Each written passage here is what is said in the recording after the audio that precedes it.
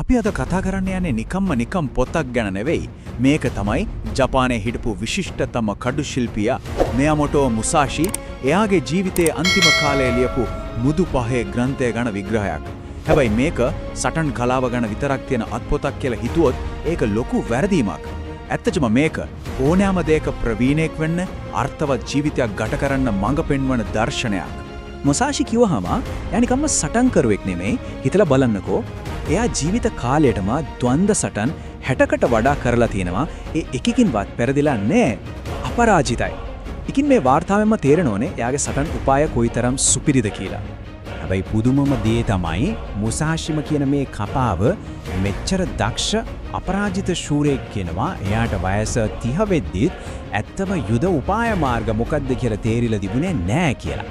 ඒක ටිකක් පුදුමයි නේද? ඉතින් එහෙනම් එයා කියන මේ සැබෑ උපාය මාර්ගය කියන්නේ ඇත්තටම මොකක්ද? හොඳයි. එයාගේ දර්ශනය තේරුම් ගන්න අපේ පළවෙනි නැවතුම තමයි භූමි ග්‍රන්ථය. මුසාෂි මෙතනදී තමයි එයාගේ යුද උපාය මාර්ගයේ මාවත කියන එකට අඩිතාලම දාන්නේ. ඒකට එයා පාවිච්චි කරන්නේ හරිම සරල හැබැයි හරිම බලවත් උපමාවක්. මුසාෂි දකින්න විදිහට යුද උපාය මාර්ග කියන්නේ කඩුවක් වෙනන තාක්ෂණික ක්‍රම ටිකක් විතරක් නෙවෙයි. ඒක ඊට වඩා ගොඩක් එහා ගිය දෙයක්. ඒක ඕනෑම ශිල්පයකට ඕනෑම වෘත්තියකට අන්තිමට මුළු ජීවිතේටම පාවිච්චි කරන්න පුරුවන් විශ්වීය මූලධර්මයක්. ඉතින් මේ අදහස තවත් පැහැදිලි කරන්න එයා ගෙඩියයි මලයි කියන උපමාව ගන්නවා. හිතන්න මල කියන්නේ එළියට ලස්සනට පේන මතු පිට තියෙන දේ. නිකම් ප්‍රදර්ශනය වගේ. හැබැයි ගෙඩිය කියන්නේ ඇතුලේ තියෙන සැබෑම හරය. නියම වටිනාකම. ගොඩක් අය මේ මතු පිට තියෙන ලස්සනට රැවටෙනවා. ඒත් ඇත්තම මාවත තියෙන්නේ අර හරය ඇතුලේ. මේක බලන්නකෝ දක්ෂ සේනාධිපතියෙක් හරියට දක්ෂ වඩුවෙක් වගේලු. දෙන්නම ප්ලෑන් එක දන්නවා. Taman යටතේ ඉන්න අයගේ හැකියාවන් හරියටම අඳුරගෙන ඒ අනුව වැඩ බෙදලා දෙනවා. ඒ අයගේ මොරල් එක ඒකම චිත්ත ධෛර්යය ගැනත් හිතනවා. ඉතින් මේ විදිහට වැඩ කරනකොට වඩුව ශක්තිමත් ගයක් හදනවා වගේම සේනාධිපතියා ජයග්‍රහණය අනිවාර්යෙන්ම තහවුරු කරගන්නවා. හරි. එතකොට මේ වඩුවඩේ වගේ විශ්වීය උපාය මාර්ගයක් ප්‍රායෝගිකව පුහුණු වෙන්නේ කොහොමද? අන්න ඒකට තමයි මුසාෂි ජලය සහ ගින්දර කියන හරිම ප්‍රබල මූලද්‍රව්‍ය දෙකක් උදාහරණයට ගන්න. ජල ග්‍රන්ථයේ හරයම තමයි නම්‍යශීලී බව. ඒ කියන්නේ වතුර වගේ වෙන එක. හිතන්න වතුර කොහොමද දාන්න ඕනම භාජනයක හැඩයට හැඩගැහෙන්නේ? අන්න ඒ වගේ අපේ මනසත් ඕනෑම තත්වයකට හැඩගැහෙන්න ඕන. කලබල නැතුව හරිම පැහැදිලිව. ඉතින් මේ වතුර වගේ නම්‍යශීලී බව ප්‍රගුණ කරන්න එයා ජල ග්‍රන්ථය ඇතුලේ දිගු කඩුව පාවිච්චි කරන්න මූලික ප්‍රවේශයන් 5ක් ගැන කියලා දෙනවා. හැබැයි මේවා නිකම්ම ඇඟනවල කරන ඉරියව් විතරක් නෙවෙයි. මේ එක එකක්ම කියන්නේ ඕනෑම තත්යකට මුහුණ දෙන්න සූදානම් මානසිකත්වයක්. මේ ඉරියව් 5 හරියට ප්‍රගුණ කළාම ඕනෑම ප්‍රහාරයක් පාලනය කරන්න පුළුවන් වෙනවා. ඊළඟට ගිනි ග්‍රන්ථය. මෙතනදී යා කියන්නේ හරිම වැදගත් දෙයක්. සටන කොච්චර ලොකු වුණත්, ඒ කියන්නේ එක්කෙනෙක් එක කරන සටනක් වුණත්, දසදහසක හමුදාවක් එක කරන සටනක් වුණත්, ඒ පිටිපස්සේ තියෙන මූල ධර්මය එකයි. වෙනසක් නැහැ. එකම ආත්මයයි, එකම චින්තනයයි. ආහාරේ දැන් අපි භෞතික පුහුණුවෙන් ටිකක් එහාට යනවා. මුසාෂි දැන් අපිම එකන් යන්නේ එයාගේ දර්ශනයේ ගැඹුරුම තැන් දෙකකට. ඒ තමයි සුලං ග්‍රන්ථය සහ ශූන්‍යතා ග්‍රන්ථය.